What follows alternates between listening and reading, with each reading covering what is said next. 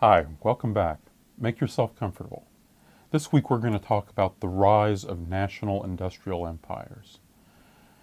We're going to start with a little talk about the Age of Imperialism. I wish I could promise you that this is going to involve great tales of daring do and heroic action. Unfortunately, it probably will not be quite that interesting. In fact, parts of this whole story are really pretty dreadful. But it's also pretty interesting. There is some daring do and some heroic action involved, including some things that are positively horrifying. But we'll see some countries get lost, and I think we'll see at least one really big country get saved towards the end, which itself is an awfully complicated story that I hope you'll enjoy with me. Let's start with the Age of Imperialism. Now, we've talked a lot about there being all these different empires out there. And so one of the interesting things to notice here is actually the growth of global empires is receding a bit at the end of the 1860s and into the early 1870s. In other words, I'm trying to show you that history is not just a linear story in which the empires just rise and rise and rise until they fall and fall and fall. This is a situation where the empires got going for especially mercantile reasons, as we saw in the 1700s. This carries forward in the first half of the 1800s. A lot of it in the British case is sort of episodic and opportunistic, not really the product of any purposeful central direction. In the case of the French, there is some purposeful central direction, but then the direction changes. By the late 1860s and early 1870s, the great powers are actually moving away from global imperial expansion. So the first issue is, well, why were they backing off? And then, why did that age really restart again in kind of a transition in the 1870s that really kicks up steam in the 1880s and is going full force through the 1890s up to the turn into the 20th century? So, not a linear story. What's going on with second thoughts? Well, first of all, in the British case, liberal governments were coming to power that believed actually that Britain was overextended, that coercing other people was not really consistent with liberal political ideals. This is very well represented by Prime Minister Gladstone, whom we've talked about before. Gladstone became associated with epitomizing the concern for Little England. This was a bit of a derisory phrase used by his political opponents. But Gladstone was mainly concerned with problems at home. He thought Britain's role in the world mainly ought to be to uphold ideals and pursue humanitarian objectives, not to conquer for the sake of further conquests. Indeed, he was quite willing to see some of Britain's possessions liquidated. This actually becomes a period in which some of Britain's most important possessions will be given self-government, dominion status, acknowledging loyalty to the British Crown, but otherwise governing their own affairs. That's what happens for Canada, Australia, eventually South Africa and New Zealand too, will all become among the dominions as the settler colonies retain a relationship with Britain, but become more and more substantially independent. So if Britain is pulling back a bit from more empire, consolidating its position in India, but doubtful about some of the rest, in the late 1860s and early 1870s. What about France? Well, France had embarked on some pretty ambitious imperial adventures. In Algeria, in the 1830s and 1840s, annexing large parts of that part of North Africa into France itself. French had established big footholds under Napoleon III in Indochina, subduing Nguyen Vietnam and turning it into French Indochina. The French had also embarked on what became a disastrous imperial venture in Mexico, trying to set up another huge French domain in the New World, and that ended very poorly. Mexican revolutionary armies defeated some of the French forces, and eventually the Americans, having finished their civil war, urged the French to get out, and the emperor they had supported, Maximilian, of Austrian lineage, was put before a Mexican firing squad. So here's France at the beginning of the 1870s. It's had a disastrous imperial effort in Mexico. It's just suffered a terrible military defeat from the new German Empire. Paris has been torn apart by German attack and internal unrest. France is preoccupied with its own troubles. and is actually pretty doubtful about whether new imperial expansion really makes sense. You could even then take a look at the German Empire. Bismarck's attitude, though, as the leader of the new German Empire is, we now have about all we can handle. Our job now is to preserve this status quo and try to maintain peace in Europe with this new balance of power. Germany's trying to strengthen its position in Europe and hold there. It's not looking in the 1870s for a lot of new imperial domains abroad. So if these European powers, for these different reasons, are kind of looking more homeward, what accounts to the end of the ebb tide and its turn to a flood? Why then this big burst of imperial activity, beginning in the 1870s and then really picking up in the 1880s? Well, the first thing you just have to establish straight up is imperial domination was awfully tempting because these countries are so darn powerful now in relation to many other parts in the world. In earlier presentations I talked about the military revolution, but then we talked about how some of the armies in other places were getting Europeanized. By the second half of the 1800s, the Europeans have used the Industrial Revolution to effect another military revolution. Let's just think about some of the ingredients in that. Some of it is pretty obvious. New kinds of rifles. Breech loading rifles. That's the kind you can just load right up at the breech instead of having to put the rifle down and ram a charge into the barrel. Breech loading rifles. Repeating rifles like Winchesters. Fast firing, much more accurate artillery. Also breech loading.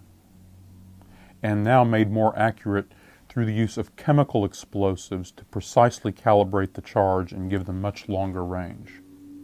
And then, when the shell hits, the chemical explosives give the artillery much more lethality. Iron warships. Propelled by steam, carrying this new kind of artillery. Less obvious is the fact that the command and control of these armies and navies was now enormously enhanced through the developments in communications. Telegraph, other things could allow commanders now to communicate with far-flung forces with much greater ease than they could in the days when, to give an order, I had to hand a piece of paper to a messenger who would go right off somewhere. Nothing epitomizes this further military revolution more than this particular instrument, the machine gun. This is Hiram Maxim demonstrating his new machine gun. That fellow standing behind the gun and proudly firing it off is actually His Royal Highness, the Prince of Wales, the future King Edward VII. He's having a lot of fun here, as you can see. The machine gun, capable of firing hundreds of rounds a minute, comes into widespread use at the end of the 1800s. At this point, the asymmetries between what the most advanced European militaries can do and any less advanced army is getting pretty enormous. So you just have all this power. With this power comes both the temptation to use it to gain advantage, but also with this power there's a sense of duty, obligation, responsibility. If I have the power to help people who are in need, to protect people, do I have any obligation to use that power to do it? Another reason for the flood goes back to some of the things we talked about last week.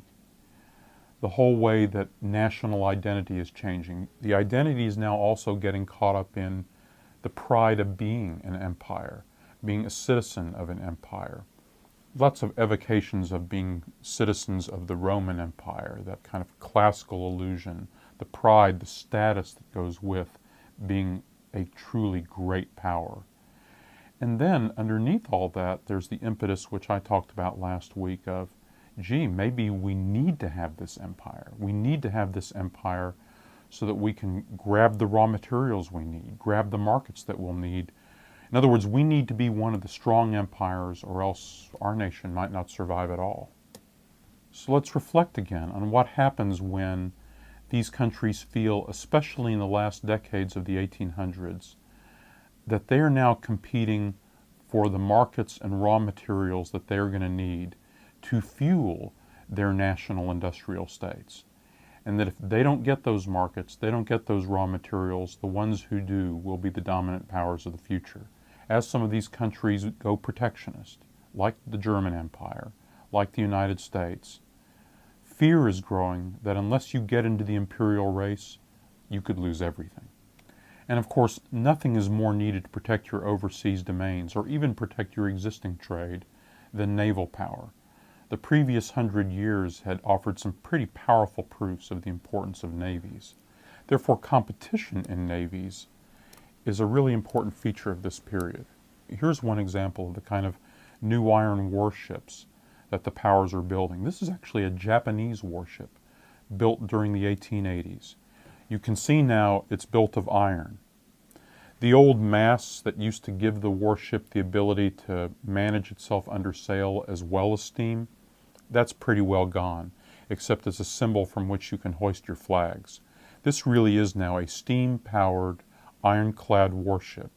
You can see too that it's got breech-loaded cannons arrayed, sticking out of the hull. This is a harbinger of the sorts of modern warships that will just get bigger and stronger in rivalries among the naval powers for the next 60 years. So you have this really powerful mix of both opportunity, that is, I've got all this power, I might be able to grab more stuff, and it's getting easier and easier, and fear. If I don't grab this stuff, I might fall behind, really bad things may happen. And then if that impetus wasn't enough, you've got duty, responsibility. I can help people. Just give you an illustration of how our moral duty, the sense of a civilizing duty, is such a powerful factor and not to be dismissed. Let's just take, for example, the case of India. The British believed that in ruling India, they were actually helping to protect a lot of people. For example, one custom among Hindus in India had sometimes been that when an older man died, his body would be burnt, and his still living wife, his widow, would actually go into the funeral pyre along with him and would be burnt alive, would forcibly be burnt alive if necessary, so that she could depart with her husband. This particular drawing, it's not a great drawing. I include it here because this drawing was actually in a book printed for Baptist missionaries working around the world in the 1880s. This illustration is meant to convey to the Baptist missionaries that practices like a Hindu sati, in which women are forcibly burned alive, is one of the practices that the spread of Christianity is going to help wipe out. A huge impulse in British colonialism in East Africa is the work of the missionary David Livingstone in East Africa. What is Livingstone's great cause in East Africa? Wiping out slavery. Slavery in Zanzibar, ending the slave trade there. It was a great cause. Livingstone was right to agitate against it. The missionaries had long been in the lead in fighting slavery. So the humanitarian concerns are not idle ones. They're serious, and it's a powerful motivating force for people who've got lots of power.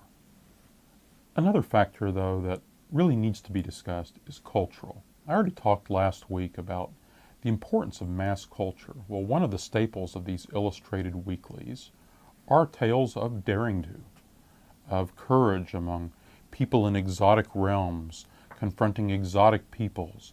The natives swarm them, the heroic European with his repeating rifle holds them off.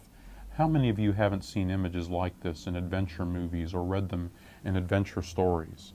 Well, frankly, adventure stories are a really popular source of popular fiction all through this period. The images of manliness.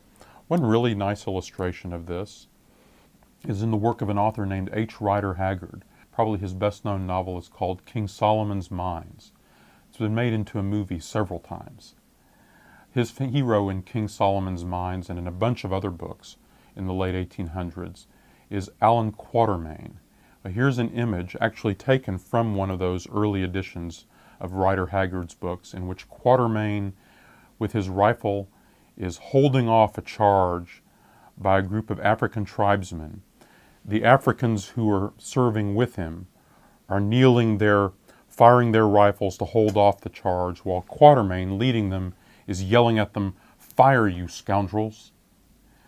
The heroic European with his native allies defeating the bad natives. This is just one of the staples of adventure fiction. But these images of adventure, of manliness, are clearly part of the cultural sea in which young Europeans are growing up, and that I think is a part of what's fueling the flood of imperial ambition in the 1880s and 1890s. So what I've done in this presentation is I've talked a little bit about some of the conditions that had damped down the fires of imperial ambition in the 1860s and 1870s. And then I talked about some of the conditions that started building those fires up again. But what I want to do next time, the next presentation, is talk about what were the tipping points that really unleashed the imperial stampede. See you then.